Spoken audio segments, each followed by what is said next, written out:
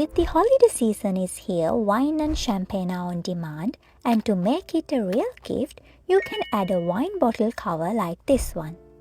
It's the simplest thing to make, and that way you can add a bit of handmade touch to your gift.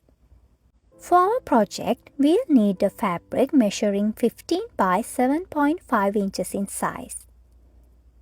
For the two sides of the bag, you'll need two from that.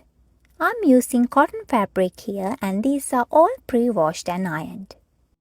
I'm also using a decorative ribbon to tie the wine bottle cover at the top.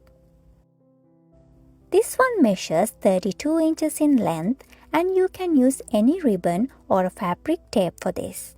Be creative with whatever you have in hand. You can cut two ends of the ribbon using a pinking shear to reduce the fray, or carefully use a lighter to burn the edges. Another way is using a hot glue gun to secure the edges.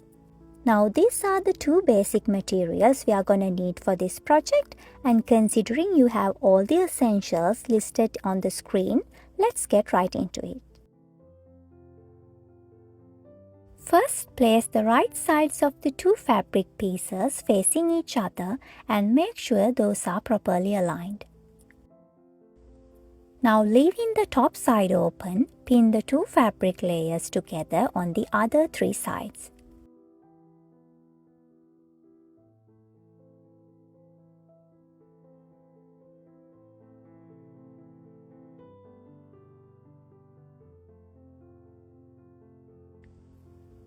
Only thing we have to do now is sew all these three sides. But before that, we have to place the ribbon. Fold your ribbon in half, and if your ribbon has a right or wrong side like mine, make sure to fold it right sides facing each other. Otherwise, you don't have to worry about it. Then mark 3.5 inches down from the open end using a fabric marking pen, and this is where we're going to place the ribbon. Place the folded end aligning with one of the two sides of the wine bag. I'm going to remove the pins in that area for a minute.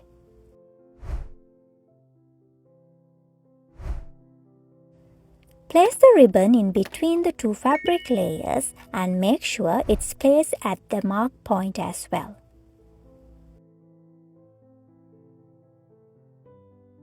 You can also leave a little bit of ribbon pointing outwards like this, because then you are not going to miss that while sewing.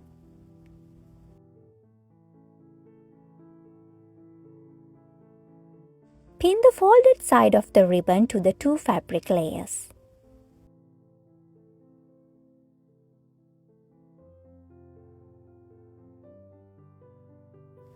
Keep the free ends of the ribbon hanging outwards from the open end to keep it out of the way while sewing. Finally, replace all those removed pins and make everything ready to sew.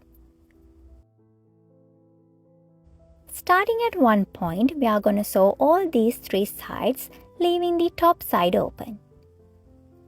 Go to your sewing machine and start to sew straight, leaving about half an inch seam allowance.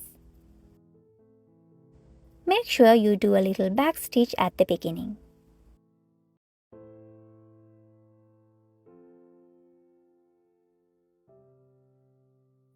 When you reach the ribbon part, remove the pin and hold it in place using your hand while sewing.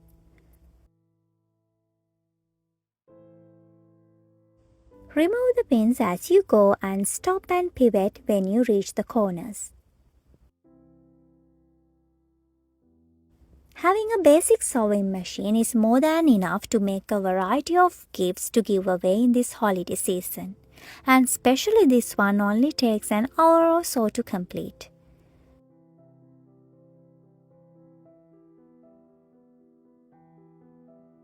Do a little back stitch at the end of the sewing and trim all the threads.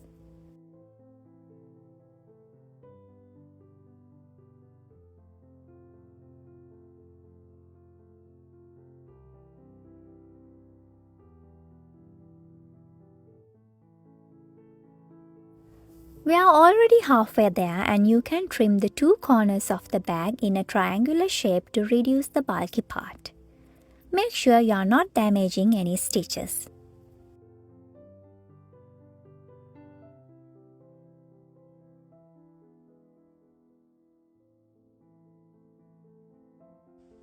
Now about these raw edges.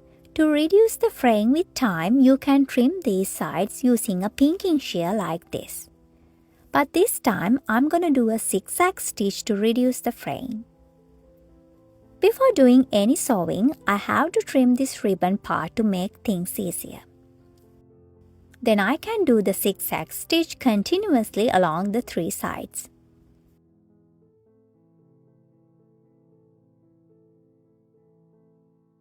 If you have a serger, you can also use that along these three sides and it'll be much easier. To do the zigzag stitching, first change your machine settings according to that. It will vary according to the machine you use. As always, do a little back stitch at the beginning. Sew closer to the edge because the purpose of this is to stop fraying these raw edges with time.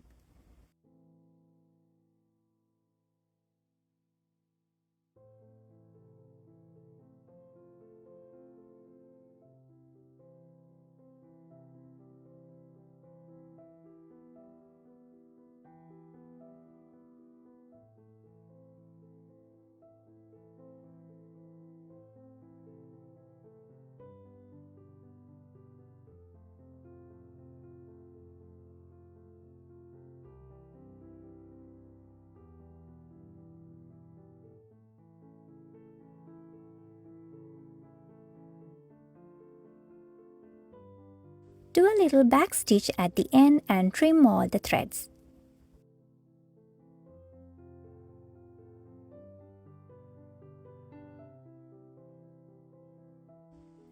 If you would like, you can box the two corners of the bag like we did with our tote bag. But I want this to be a simple one and I'm not going to do it this time. Now let's turn the wine bag inside out and see how it looks.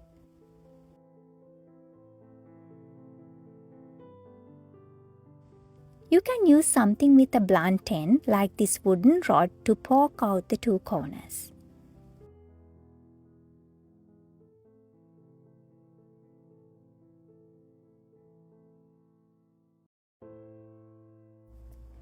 Give it a good press using an iron to keep things nice and flat with no wrinkles.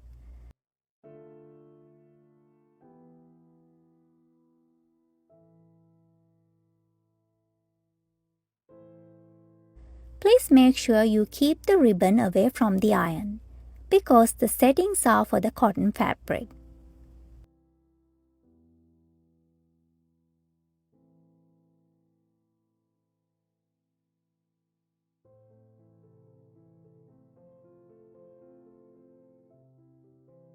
After giving everything a good press, fold the open end about half an inch and press it to keep the crease.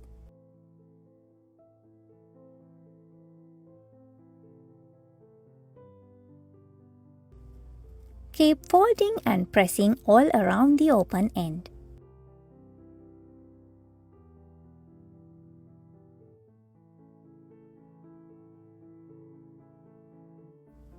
Then fold it over one more time to hide away the raw edge.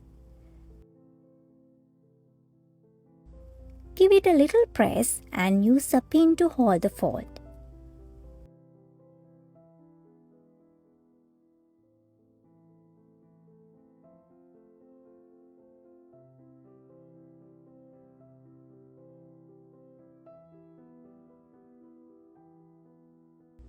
Keep folding it over all around the open end of the bag. Pressing will make things easier to fold and use a few more pins to hold the fold.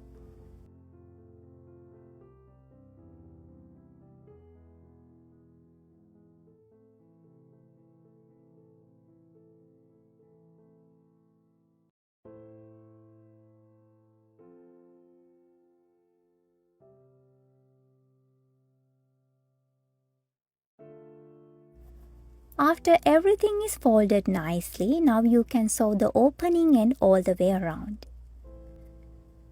Remove the pins and start to sew at one point.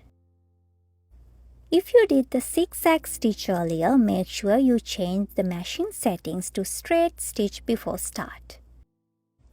As always, do a little back stitch at the beginning. I'm gonna sew closer to the folded end and it's about 1/8 seam allowance.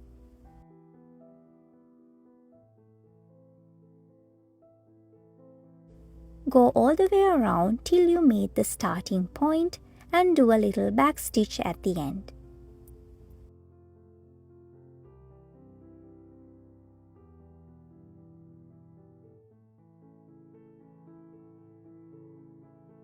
Trim all the threads. With that done, we are at the end of our wine bag project, and you can give it a little press if you would like, especially at the opening end. I think it will make everything look nice and professional. Now let's see how good it looks on a wine or champagne bottle. This bottle is a somewhat larger one, so I think you can use these same measurements for a smaller, medium, and even a larger one. Adding a nice decorative ribbon is the cherry on top, and I'm gonna tie a little bow as well. I hope you all like this simple holiday sewing project, and please subscribe to the channel if you haven't already. Thank you for watching, and I'll join you in the next one.